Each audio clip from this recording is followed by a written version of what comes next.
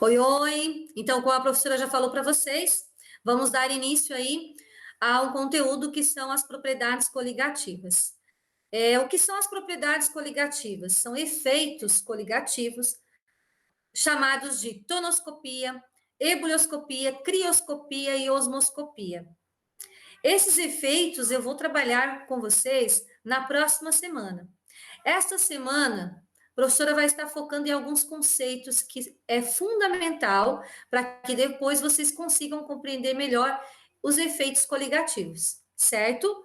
Esses efeitos coligativos nada mais é do que efeitos causados na pressão de vapor, na temperatura de ebulição, na temperatura de congelamento e na pressão osmótica de um solvente ao ser adicionado um soluto não volátil. Meu Jesus, o que é solvente? O que é um soluto? O que é não volátil? Sabem? Lembram o que é solvente? Quem é considerado solvente universal? Vocês lembram? Vamos lá. Quero ouvir. Ah, isso aí. Água. A água é considerado solvente universal. E o soluto? O soluto é o que eu vou dissolver no solvente. Então, o soluto é o que eu vou dissolver na água, que é o que nós já estudamos em aulas anteriores, quando se falava das soluções. Lembram que soluto mais solvente dá a solução? Então, nós vamos estudar agora os efeitos coligativos no solvente, do solvente ao ser adicionado um soluto não volátil. Então, quando eu adicionar um soluto no solvente, eu formo uma solução. O que vai acontecer com a pressão de vapor do solvente? O que vai acontecer com a temperatura de ebulição do solvente quando eu adicionar este soluto? O que vai acontecer com a temperatura de congelamento quando eu adicionar este soluto? Não volátil quer dizer que o soluto não vai evaporar. Por exemplo, o sal, o açúcar, são solutos sólidos e que não vão estar evaporando, certo? Então, o que acontece quando eu adiciono o sal na água? O que vai acontecer com a água em termos de pressão de vapor, de temperatura de ebulição, de temperatura de congelamento, quando eu adicionar, por exemplo, o sal na água, certo? Então, estes são os efeitos coligativos e que a professora vai estar trabalhando melhor estes conceitos, estes efeitos, na próxima semana. Nesse vídeo, eu vou explicar para vocês o que é a pressão de vapor, um conceito muito importante. Anotem aí, o que é a pressão de vapor? Prestem bem atenção no que eu vou dizer para vocês. Pressão de vapor é a pressão exercida pelo vapor, certo?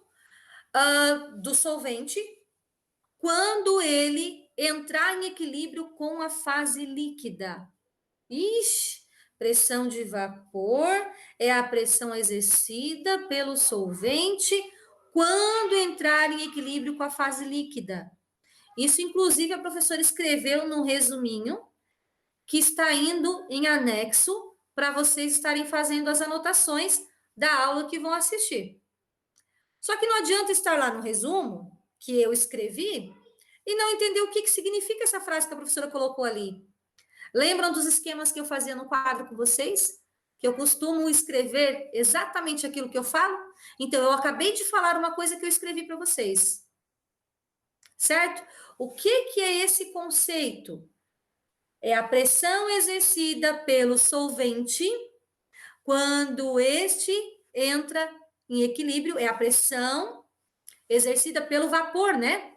Pelo vapor do solvente quando entra em equilíbrio com a fase líquida. Gente, o meu solvente, por exemplo, a água. Quando ele é aquecido, ele passa do estado líquido para o estado gasoso, que é o que nós chamamos de ebulição. Quando a fase gasosa volta para a fase líquida, ocorre o que nós chamamos de condensação. Então, o que eu quero dizer com esta frase que explica este conceito pressão de vapor? A pressão de vapor do meu solvente vai se dar no momento em que o número de moléculas que passam da fase líquida para a fase gasosa entra em equilíbrio, quer dizer que fica igual ao número de moléculas que passam da fase gasosa para a fase líquida. Então, assim, eu coloquei a água ali para aquecer e começou a aquecer, vai entrar em ebulição. O que é isso?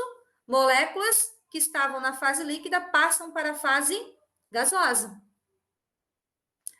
Acontece que quando essa fase gasosa chega numa superfície mais fria, por exemplo, na tampa da minha panela, ela condensa. O que é isso? As moléculas que chegaram na fase gasosa voltam a passar para a fase líquida.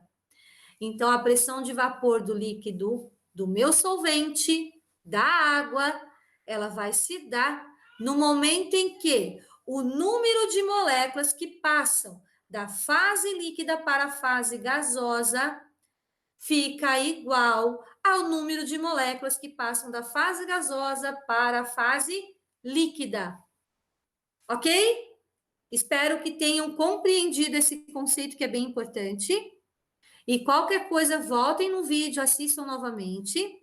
Se a dúvida permanecer, coloque lá nos comentários para o professor estar respondendo na nossa aula. Ok? Um abraço!